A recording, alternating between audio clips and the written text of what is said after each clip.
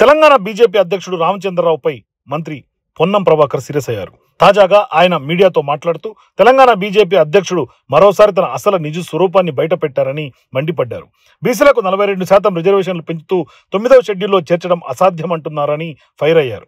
బీసీలకు 42% రిజర్వేషన్లు సాధ్యమేనని గతంలో పక్క రాష్ట్రం తమిళనాడులో జరిగిందని ఈ సందర్భంగా పొన్నం ప్రభాకర్ గుర్తు చేశారు. తెలంగాణ నుండి ప్రాతినిధ్యం వహిస్తున్న బీజేపీ ఎంపీలు రాజీనామా చేయాలని, ఎందుకు రిజర్వేషన్లు అమలు కావో చూస్తామని ఆయన హెచ్చరించారు. సుప్రీంకోర్టులో ఇందిరా సహానీ కేసులో స్పష్టంగా చెప్పారని, రాష్ట్రాల దగ్గర ప్రామాణికమైన సమాచారం ఉంటే ఆ రాష్ట్ర ప్రభుత్వం నిర్ణయం తీసుకోవచ్చని కూడా చెప్పారు. అందుకే రాష్ట్ర ప్రభుత్వం సర్వే చేసి కేబినెట్ ఆమోదం, శాసనసభ ఆమోదం, గవర్నర్ ఆమోదంతో ఢిల్లీలో ఉంది. ఇక నిర్ణయం తీసుకోవాల్సింది కేంద్ర ప్రభుత్వం అని పొన్నం అన్నారు. తప్పకుండా రాష్ట్ర ప్రభుత్వం 42% రిజర్వేషన్లకు కట్టుబడి ఉందని, బరాబర్ రిజర్వేషన్లు అధికారికంగా అమలు చేస్తామని మరోసారి పొన్నం ప్రభాకర్ ప్రకటించారు.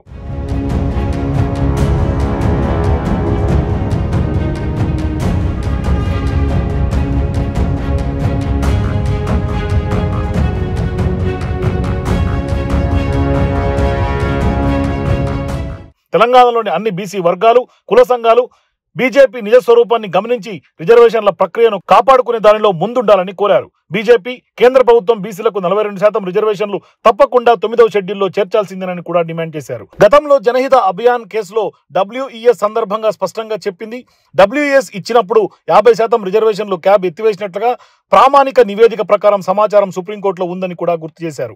పార్టీ అధ్యక్ష పదవి కూడా బీసీలకు ఇవ్వని బీజేపీ నుంచి బీసీలకు న్యాయం జరుగుతుందంటే నమ్మకం కలగడం లేదని కూడా ఆయన అన్నారు. సామాజిక న్యాయం కాంగ్రెస్తోనే సాధ్యమని, సామాజిక న్యాయానికి ఛాంపియన్ కాంగ్రెస్ పార్టీ అని కొనియాడారు.